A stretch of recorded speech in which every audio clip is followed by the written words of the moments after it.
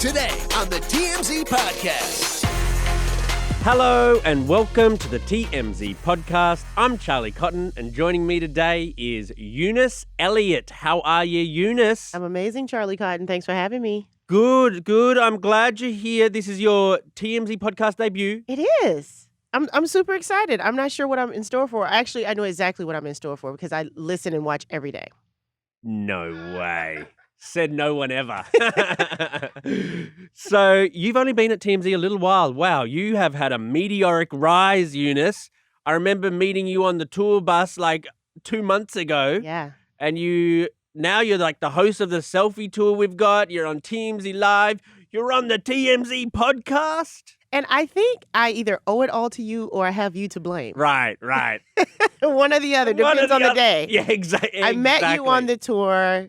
I engaged with you heavily on the tour. And I was like, this girl is smart. I was like, she's got it. You're very like TMZ. Sometimes I just think like Harvey. You know what I mean? And Eunice, she's got something. You know what I mean? And look so at you brought now. me in and Harvey said, Eunice, you've got something. So it's been fun figuring it out. Figuring out what I got. It's been cool. All right. Podcast number 1. Let's see how it goes for you, Eunice. Let's see. We're going to talk about Dr. Phil. He's coming back to TV on his own network. He's got his own network, and he's going to do like a nightly Dr. Phil coming out soon. We'll also kind of reluctantly talk about Kyle Richards again. Reluctantly so. Because she is now walking back her divorce comments. This is in the wake of her saying, look, we're getting divorced. And now she's like, oh, I misspoke. Oh, okay. Right. Okay. Slip up. But to begin with, Kim Kardashian's big Monday night. She started out at the Fashion Awards and she ended up at Odell Beckham's birthday party. What a night, Eunice. I wish I was there. I mean, to be beautiful, rich, and invited to things. Imagine that. Totally. Imagine. You and me both. So at the Fashion Awards, there was a bunch of celebrities there, Anne Hathaway, Martha Stewart, Mary J. Blige, Naomi Watts, Lala Anthony, Lori Harvey. It was a very glamorous event. It was the America's Oscars for fashion. That's what they call it. Yes, the Council of Fashion Designers of America. And you know what? I think it was a red carpet opportunity because with the strike, these stars are missing the red carpet. They're not allowed to walk red carpets for months. So I'm sure this fed the souls of a lot of narcissists. Absolutely. No, they you're look right. beautiful though, but it's like once you've gotten accustomed to being on a red carpet every other week, now you've been without a red carpet for months. How are you surviving? I agree. Where's that ego sustenance coming from? This was it. The Fashion Awards. Yes. So I'll tell you a couple of the winners from the Fashion Awards. Serena Williams won the fashion icon, which I get. Rightfully so. She's fashionable on and off the court. Like, she brought, like, fashion to women's tennis in a way that wasn't before. Like, she was so glamorous on the court. And now off the court, she's doing a lot of things in fashion as well. She looked great on the night. And she's gone to school for fashion design. She has her own fashion label, she and her sister. But I would say she has changed fashion not just in women's tennis, but also men's tennis. Men's tennis outfits are getting very flashy. And I think Serena was the first one to really buck the traditions of how you dress when you're winning championships. You're right. They're trying to catch up to what they're trying. They're trying, but they need some more diamantes and stuff like that on their outfit. Well, they can. I think the guys tend to go more for colors than actual style, whereas women go more for style versus color. Because you're right. Like a little while ago, it used to be all like Wimbledon, like where they just wear all white. Exactly. And even Serena, she would wear the white, but it would be white in Serena's way. Yes. And it caused a lot of brouhaha in real time, but it has the trickle down effect. We're seeing more interesting tennis costumes, and I say costumes because yeah, right. I think they qualify as costumes and not uniforms or athletic wear. Often. Yeah. Also, the Innovation Award went to Goop. Goop? Yeah. Well, not personally, but yeah, I've heard of it. Gwyneth Paltrow's brand, Yeah. which I think that's a great idea for the Innovation Award because you know what she brought us? I don't. Absolutely don't. The vagina candle. Okay. You know the vagina candle? I don't know it. You don't know this? I've heard of it, but I don't know it. Is it the same as like a hot vagina or is it an actual candle? Okay. I'm not sure what a hot vagina is. Well, then that's on you. I'm not even, I mean, this is a family show? Is this a family show? Somewhat. I mean, driving to work type show. I won't tell you what a hot Gwyneth is. Paltrow made a candle that smells like her vagina. That's what she did. And she sells it on Goop, and that's what. So I think And we are awarding her for this? she wins the Innovation Award. Like, who else is doing that? Congratulations, There's a Gwyneth. reason why no one is doing that, actually. I mean, if I got it for like a Christmas present, if I got it in a stocking, I would light that bad boy up and enjoy my night. Okay, but you wouldn't buy it. You wouldn't purchase it for yourself. No. Okay. It's more of a gag gift. You know what I mean? And you would gag smelling the scent All right. of Gwyneth's vagina. Vagina. At least it's not a butt candle. Right? I would actually probably prefer a butt candle. Okay. All right, moving on. Odell Beckham had his birthday party on the same night, on Monday night. So Kim Kardashian went like party hopping. She went to this fashion awards. Then she went to Odell Beckham's birthday, which is interesting because they've been like romantically linked for the past few months. Yeah, but I don't think it's anything. I think they're doing the same thing I still believe Travis, Kelsey, and Taylor are doing. I think if you and I were cooler than we are, and we were both rich and famous, we would have fun just hanging out, watching people talk and speculate about us. And that's what I think this is. We hang out with nobodies all the time. No one cares. They hang out with somebodies, and so we try to make a story of it. Fair enough. I agree, but we need content. Well, okay. Well, then, yes, I think they are in a relationship. right. I'm sorry, I forgot. Definitely. Yes, they love each other very much.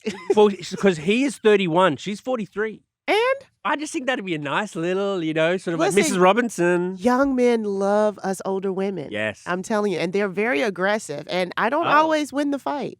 Oh, Eunice, yes. Get it, Eunice. I'm trying. This is just the first of 3 stories we're doing, and already I want you back on the pod.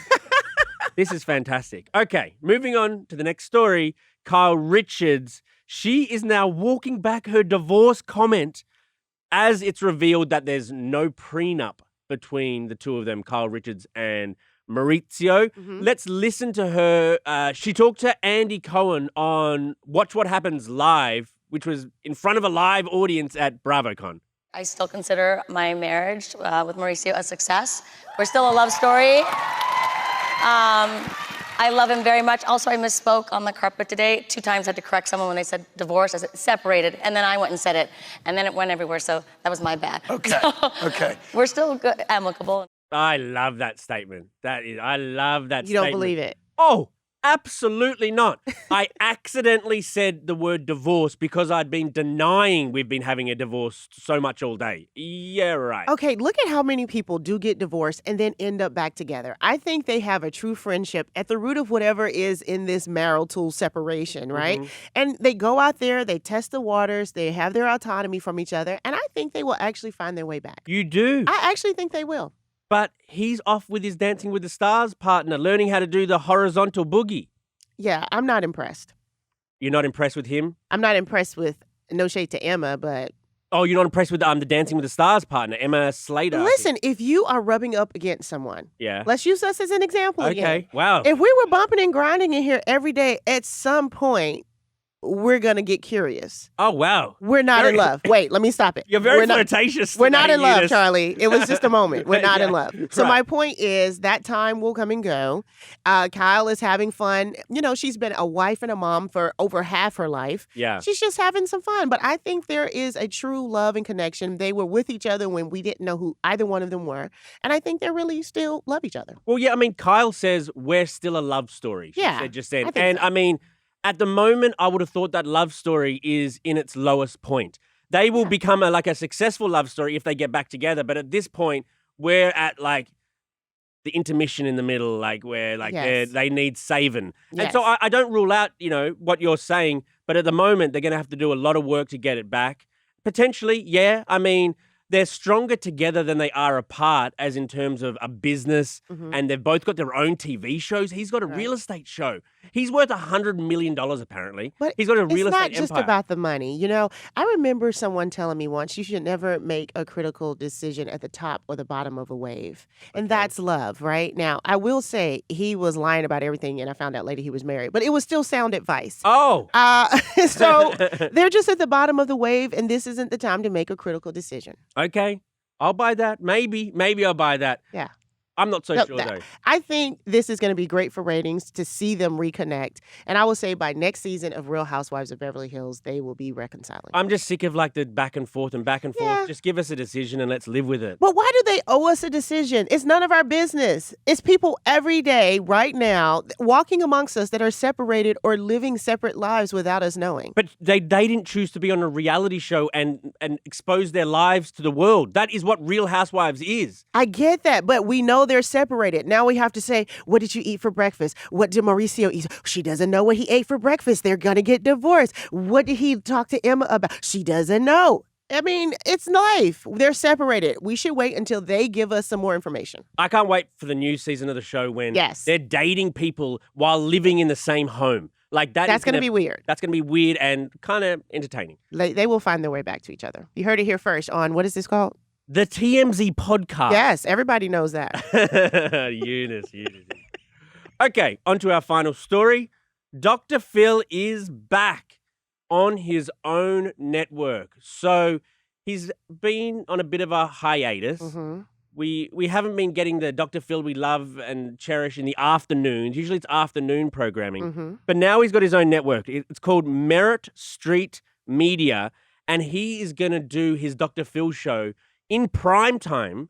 Like, to compete with the nightly news, there's going to be Dr. Phil you can switch on. It's called Dr. Phil Prime Time. Yeah, no, You're not going to do it? I'm not going to do it. Why not? Well, did we miss Dr. Phil? I mean, I didn't really notice he was gone. Okay, so this is what I think. I think Dr. Phil is going to end up in the political arena. Oh, I think this production company is a call to a certain base. yes. And I think he's going to build up those numbers in prime time before he makes his run for Texas governor. You heard it here first. Texas governor. Yes. Eunice, I don't mind that prediction. Yeah, Because I think it's going to happen. in his little ad for the network, which he put out on Twitter, he said, look, we're not in Hollywood anymore. We're in Dallas. Oh, wow. That accent changed into like What was different country. that? What was that? We're in Dallas, Texas. Mm-hmm. So they've moved from Hollywood. They're going away from like the woke, liberal California. We're going to go to the American heartland. We want to talk to you, America. We want to meet you. And let me tell you how I know this is political, because he wants to talk about real families and real problems because American families and our core values are under attack. Wow. That's a dog whistle. You have solved this. You're Yeah. right. He's going to talk about how he has stimulated the economy in Texas with this new studio there. He's going to have all of these guests on, and he is building his campaign right now. I like that prediction a lot. I could see it, and I think he'd get votes. Yes. I think he'd, like, America. But, I mean, do black people watch Dr. Phil? Yeah.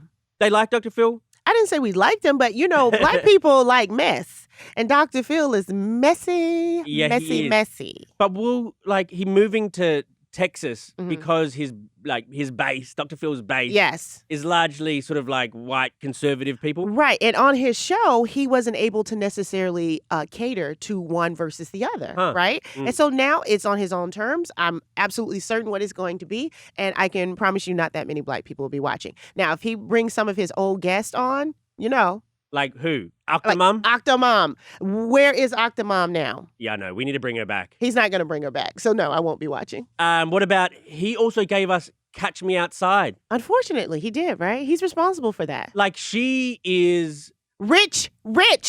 She's rich. She has a lot of money. I know. Why? Because, no. She deserves a lot of credit. She deserves so much credit. For?